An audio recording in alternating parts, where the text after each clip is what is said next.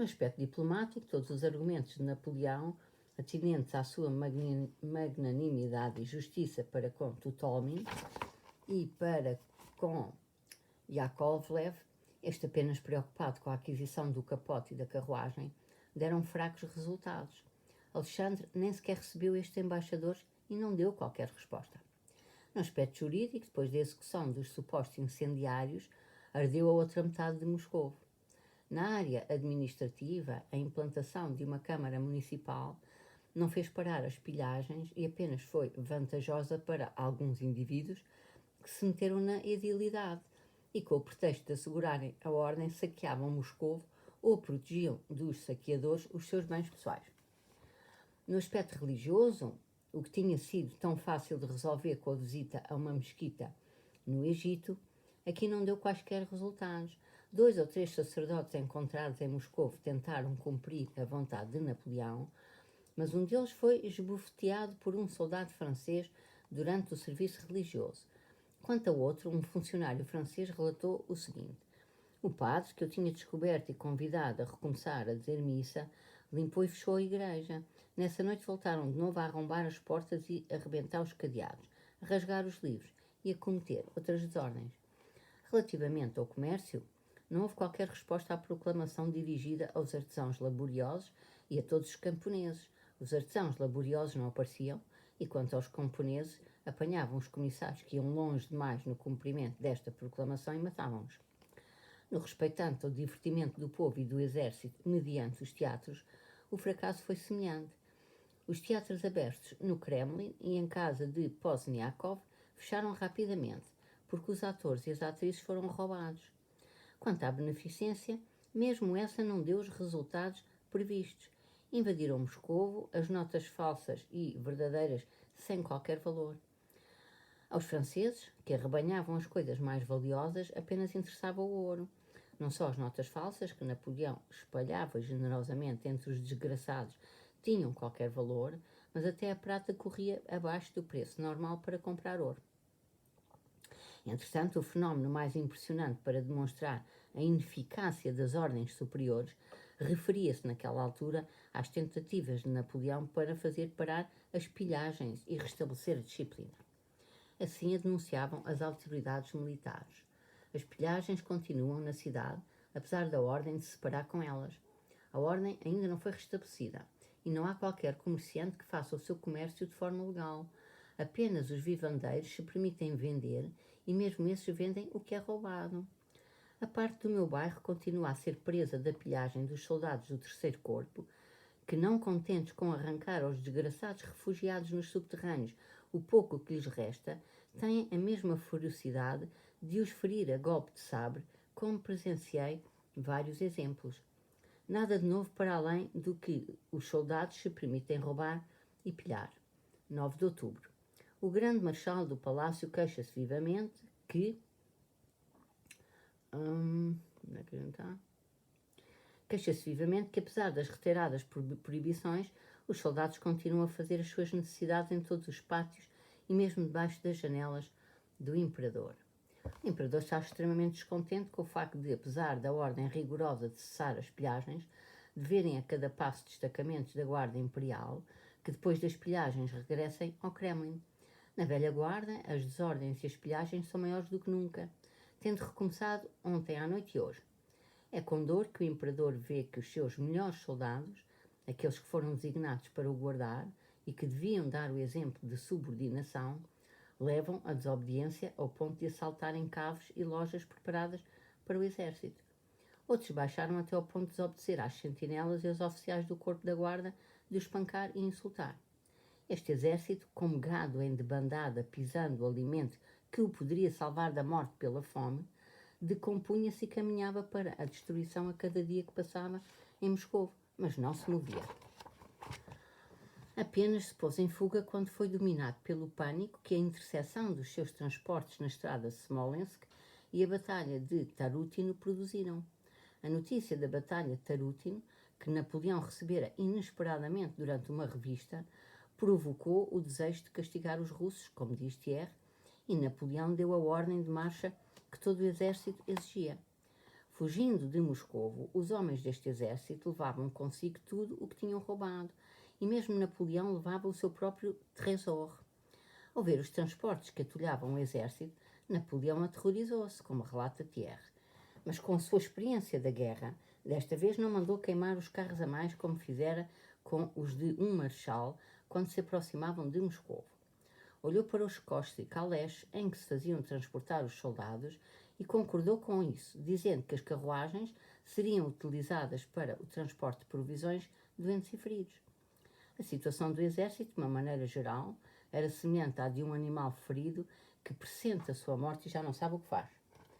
Estudar as hábeis manobras de Napoleão e do seu exército e os seus objetivos desde a entrada em Moscou até o extermínio do dito exército é o mesmo que estudar o significado dos saltos e das convulsões de agonia de um animal mortalmente ferido. Muitas vezes o animal ferido, a um mais pequeno barulho, precipita-se e corre para a frente e para trás, expondo-se ao tiro do caçador e acelerando o seu fim. A mesma coisa fez Napoleão, pressionado por todo o seu exército. O barulhinho da batalha de Tarútino assustou o animal, que se atirou para a frente, de onde soava o tiro, que chegou até junto do caçador, que voltou para trás e finalmente, como faz qualquer animal que fugiu pelo caminho mais perigoso e que lhe dava menos vantagem, seguindo as suas velhas pegadas.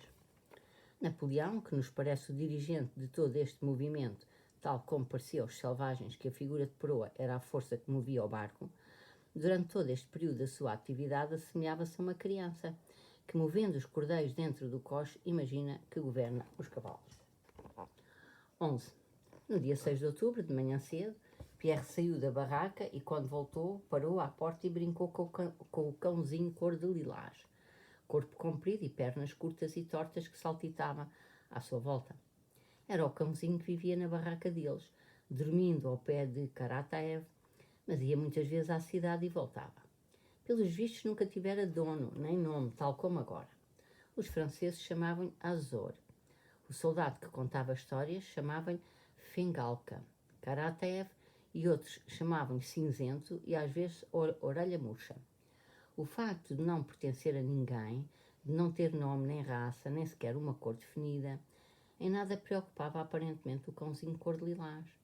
O seu rabo felpudo e em penacho espetava-se com firmeza para cima, as suas patas tortas funcionavam tão bem que muitas vezes, como se descurasse utilizar as quatro, levantava graciosamente uma das traseiras e corria com agilidade e rapidez entre as patas.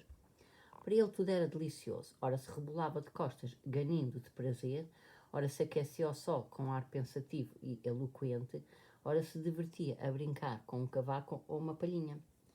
A roupa de Pierre era agora constituída por uma camisa suja e rota, o único vestígio do seu trajo antigo, por umas calças de soldado atadas nos tornozelos com atilhos, para aquecerem mais de acordo com o conselho de Karataev, por um cafetã e um gorro de mujique.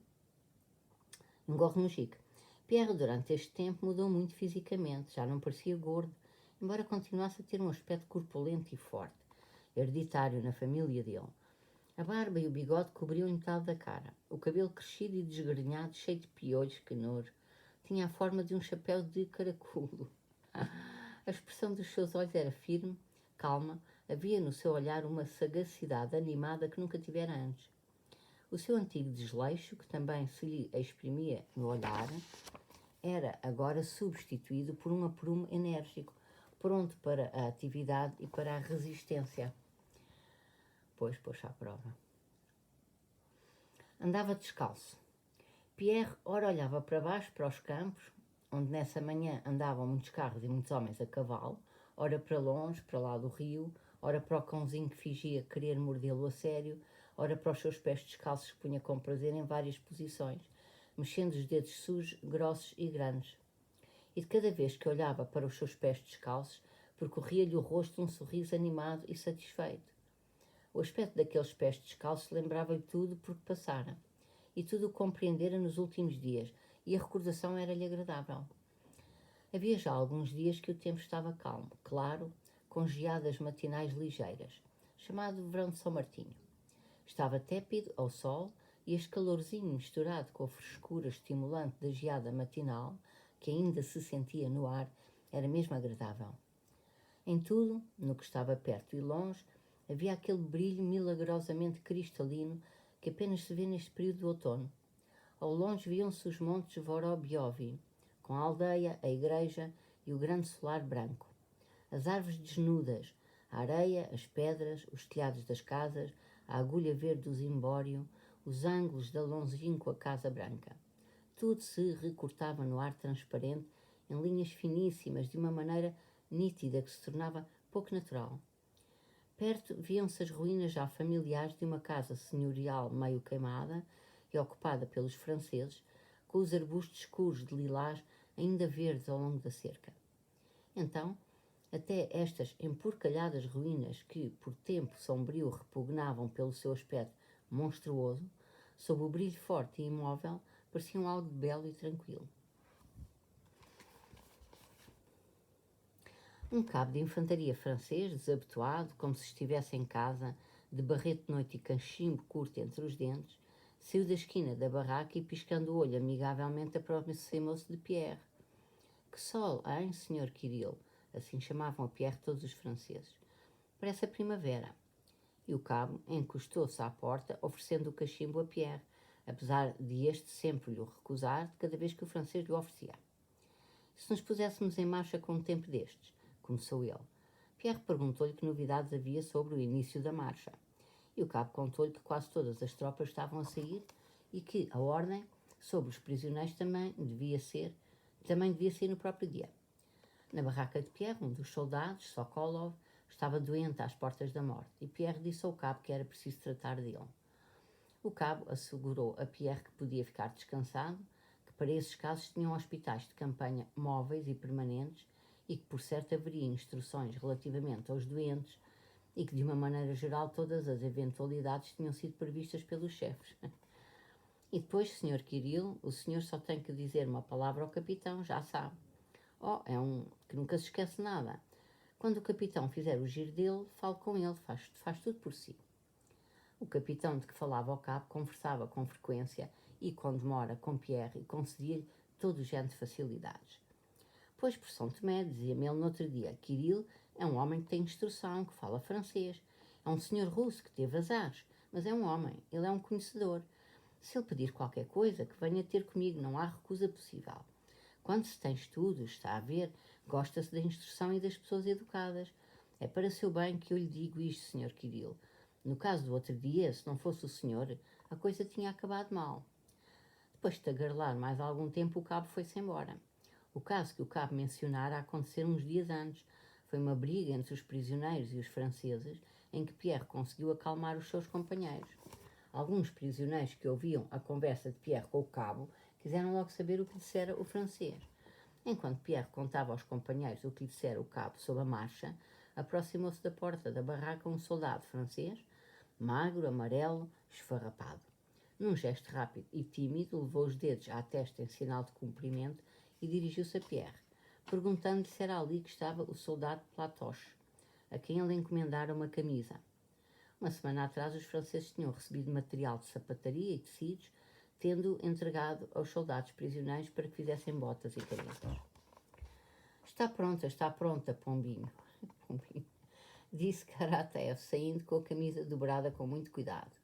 Karatev, por causa do calor e para que lhe fosse mais cómodo trabalhar, estava só de calças e de camisa rota e negra como a terra.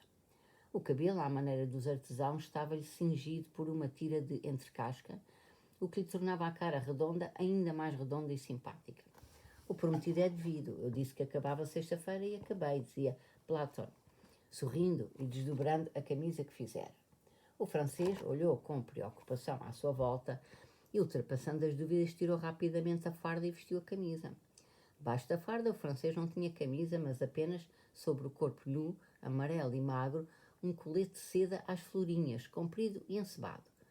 O francês devia estar com medo que os russos se rissem dele, por isso enfiou rapidamente a camisa pela cabeça. Nenhum dos prisioneiros disse nada. Estou a ver como te fica bem, dizia Platão, puxando-lhe a camisa para baixo. O francês, já de camisa enfiada também nos braços, sem levantar os olhos, observava a camisa no corpo e examinava a costura. Pois é, pombinho, isto aqui não é alfaiataria, nem temos apetrecho de verdade. Ora, é como quem diz, sem instrumentos nem piolho se mata, dizia Platão, com um sorriso redondo e muito contente com o seu trabalho. Ficou bem, obrigado. Mas você deve ter retalhos de pano que sobraram, disse o francês.